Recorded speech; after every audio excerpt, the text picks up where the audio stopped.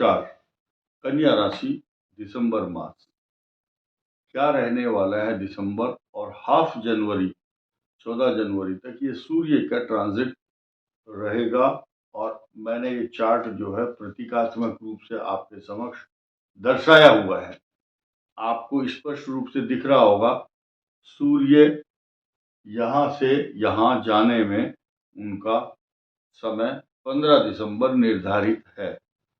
रात को 10:10 पर सूर्य का ट्रांजिट धनु राशि में हो जाएगा। इस पर चर्चा होगी। साथ ही साथ आपको बृहस्पति ग्रह के बारे में भी बताया जाएगा। फिलहाल हम क्या करने जा रहे हैं, सबसे पहले चर्चा आपके सामने सिर्फ सूर्य की होगी। सूर्य पहला ग्रह है, प्रथम, और ये क्या करता है, ये मनुष्य को नेम, फेम, डायनेमिक पर्सनालिटी, आचार विचार, व्यवहार, ज्यूरिस्प्रूडेंस और बातचीत करने की कला तथा प्रतिभा एवं यश प्रतिष्ठा देता है। सूर्य केंद्र में आ जाएगा 15 तारीख को रात को 10:10, 16 तारीख से विद इफेक्टिव फ्रॉम 16 दिसंबर यहाँ पर दृष्टि डालेगा।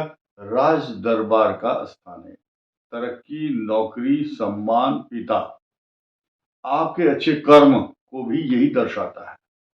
अब इसका स्वामी दसम भाव का, भले ही बुध यहाँ बैठा हो, लेकिन सूर्य अपने मित्र भाव से इस घर को देखता है।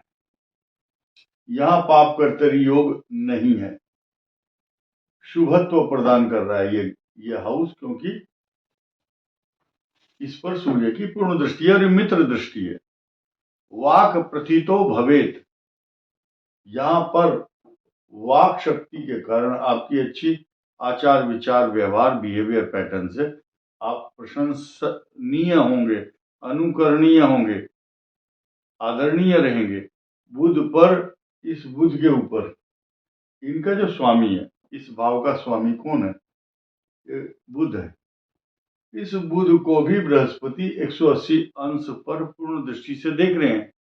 अब एक तो सुखद अनुभूति ये हुई, दूसरी सुखद अनुभूति हुई सूर्य की। चलो, ये तरक्की देने वाला है। व्यवसाय जो करते हैं उनको उन्नति मिलेगी और जो नौकरी कर रहे हैं उनको भी तरक्की मिलेगी। ये बात चैप्टर यहां समाप्त हो जाता है। अब आया मंगल ग्रह आपके एकादश भाव में है। 11वें भाव में कोई भी ग्रह होता है, धन, मान, सम्मान, प्रतिष्ठा के साथ साथ रिसोर्सेज ऑफ इनकम, आय के स्रोत बढ़ाता है ये। और ये स्वामी कहाँ का है? आपके पराक्रम भाव का, और पराक्रम भाव पर बृहस्पति की दृष्टि। तो यानी कि इस मंगल के एक राशि को तो बृहस्पति ने इन्फ्लुएंस में लिया हुआ है, इन्फ्लुएंस बोलते हैं। अब ये अष्टम भाव का स्वामी भी है मंगल, तो आमदनी की दृष्टि से, क्योंकि 11वें भाव में कोई भी ग्रह बुरा असर, बुरा प्रभाव नहीं डालता है, ये पॉजिटिव असर देगा। तो ये दो भाव बहुत अच्छे हो गए आपके साथ साथ। तीसरा, बृहस्पति खुद जहां बैठता है उस भाव को सुरक्षित करता है, जहां दृष्टि डालता है वहां सप्तम भाव को, और पंचम भाव ये लगन को भी देखता है, बहुत सकारात्मक। इसके अलावा आपका जो पंचम भाव है कन्या राशि का, वहां पर भी गुरु की नीच दृष्टि है, लेकिन अमृत तत्व के रूप में जब दृष्टि डालते हैं बृहस्पति देव तो पॉजिटिव इफेक्ट ही देते हैं। ऐसा बृहस्पति का यहाँ बृहस्पति ऐसी जगह पर बैठे, अपना फोकस ऐसी जगह फेंक रहे हैं कि यहाँ से लाइट इनकी यहाँ भी जा रही है, इधर भी जा रही है और सामने, यानी कि पूरा का पूरा एरिया कवर किया हुआ है। मंगल जो ग्रह है, इसकी उच्च दृष्टि आपके संतान भाव पर है। आपकी संतान की उन्नति के लिए अच्छे परिणाम दिखाएगा ग्रह, और साथ ही साथ आपके उग्र स्वभाव में चार चांद लगाने के लिए मंगल यहाँ उच्च दृष्टि डालता है। तो बुद्धि में व्यग्रता, बेचैनी, उद्विग्नता, उद्वेलित होना, लेकिन एग्रेसिव होना, बृहस्पति इसको कंट्रोल कर रहे हैं। आपकी संतान की उन्नति चाहता है बृहस्पति। राहु और केतु को ले लेते हैं। राहु और केतु क्या कर रहे हैं, हस्बैंड और वाइफ के बीच में जो भी पति पत्नी है, मीन वाले हों चाहे कन्या राशि वाले हों, मैरिज लाइफ में अप डाउन दिखा रहे हैं, अंडरस्टैंडिंग ठीक नहीं बन पा रही है। तो जो हस्बैंड वाइफ इस बात को लेकर के चिंतित और परेशान हैं, उनको चौमुखा आटे का दीपक बना करके क्लॉक वाइज 7 बार परिक्रमा करनी चाहिए। लेकिन अब परिक्रमा तो जब करें तो पति पत्नी एक साथ इकट्ठे हों। आजकल तो पोजीशन ही खराब है, लड़कियां ब्रीफ केस लेकर के अपने मायके जा रही हैं, लड़के नाराज होकर के दूसरी जगह जा रहे हैं। तो परस्पर इस अंडरस्टैंडिंग नहीं बन रही किसी भी प्रकार से। जब एक समरसता अगर लानी है, समान विचार करने, तो परस्पर सौहार्दपूर्ण रवैया अपना करके मैरिज लाइफ को सुटेबल बनाना चाहिए। अन्यथा आपकी आने वाली जो जनरेशन और संतान है उसके ऊपर साइड इफेक्ट, बुरा प्रभाव पड़ेगा, ऐसा ग्रह बता रहे हैं। इस केतु व्यग्रता है, व्याकुलता है, तड़प है, कष्ट है। तो ऐसा व्यक्ति केतु लगन में बैठा हो तो अपने बारे में ज्यादा सोचता है, कई बार शीशा देखता है दर्पण में, मैं कैसा लग रहा हूं। इसके अलावा सेल्फ सेंटर्ड, आत्म केंद्रित, अपने बारे में सोचना है बस, मेरे कंघी ठीक हो, मेरी पर्सनालिटी ठीक हो। और शादी विवाह में जाएगा तो एकांत में मोबाइल लेके बैठ जाएगा और किसी से बात नहीं करेगा। He will be self made person, he will achieve everything with his own resources in his life. और ये दाम्पत्य जीवन में महिला है चाहे पुरुष है, ये डिटैचमेंट वाले ग्रह हैं। राहु और केतु दो हिस्से हैं। अमृत तत्व पीने के बाद ये अमर हो गए, लेकिन ये मुख है और ये पूंछ है, ये पिछला हिस्सा है, धड़ है ये।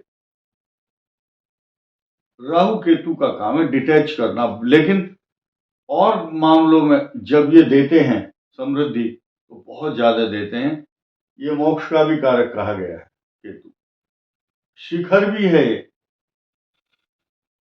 सीढ़ी है, सीढ़ी। अगर आप ऊपर चढ़ रहे हैं, प्रमोशन भी है, तरक्की भी है, मान सम्मान भी है, तो ये केतु आपको सकारात्मक भाव जहां देगा वहीं दाम्पत्य जीवन में उतार चढ़ाव देने के लिए जाना जाता है। सबसे बड़ी बात इंपॉर्टेंट ये है कि तांबे के पाए पर कन्या राशि और कन्या लगन, जो यहाँ प्रतीकात्मक रूप से 6 नंबर लिखा है, इसका मतलब कन्या राशि, इनका तांबे के पाए पर शनि आएगा 29 मार्च 2025 को। लेकिन वर्तमान समय में शनि यहाँ पर मूल त्रिकोण राशि में 6ठे भाव में है होने के कारण आपके शत्रुओं का विनाश करने वाला है ये ग्रह। आपको हड्डियों से जुड़ी हुई समस्या, कमर के दर्द तथा स्पाइनल कॉर्ड की दिक्कत शनि पैदा कर रहा। शनि हड्डियों का कारक है और ऐसी स्थिति में जब शनि यहां पर जाएंगे 29 मार्च को, शनि और राहु एक साथ बैठने से पिशाच योग बनता है। शनि और राहु मिले तो पिशाच योग, और ये योग इतना बड़ा होगा कि आपको निराश नहीं होने देगा, तरक्की देगा। 10वें अंगारको यस्य स जाता कुलदीपक, 21 जनवरी को ये ग्रह वक्री होगा, फिर मिथुन में आएगा और आपको चारों तरफ से सुख, समृद्धि, रिद्धि, सिद्धि की वृद्धि और प्रसिद्धि देने वाला होगा। 10वें अंगारको यस्य, 10वें स्थान में मंगल होता है, तो वह बच्चा कुल में दीपक के समान उन्नति करता है। भाग्य स्थान में बृहस्पति है, तो किस ग्रह की बुराई करें हम, ये खराब है, सारे ही अच्छे हैं। और भविष्य में आने वाली और भी कुछ अच्छी अच्छी चीजें, शनि 6ठे कन्या राशि से 6ठे भाव में 14 फरवरी से 14 मार्च तक सूर्य शनि एक साथ रहेंगे, ये आपके शत्रुओं का विनाश करेंगे। राहु के कारण, इस राहु के कारण जो आपका लाइफ पार्टनर है वो भटक जाता है, मार्ग भटक जाता है। फोन में लगा रहेगा आपका जो लाइफ पार्टनर है, चाहे वो महिला है चाहे पुरुष है, फोन में लगा रहता है, सुध बुध नहीं रहती और वो गुमराह हो जाता है। यानी कि गुमराह कौन कर रहा है? राहु कर रहा है गुमराह। ऐसी स्थिति में उसको गणेश जी की उपासना करनी चाहिए। जो मोबाइल में लगा हुआ गुमराह है वो नहीं करेगा पूजा। अगर वो नहीं कर रहा तो आप करो। जो आदमी पीड़ित है, विक्टिम है कि मेरा पार्टनर ठीक नहीं है, उसको उसकी कुशलता के लिए ऐसा करना शुभ रहेगा। इस वीडियो में इतना ही। धन्यवाद। नमस्कार।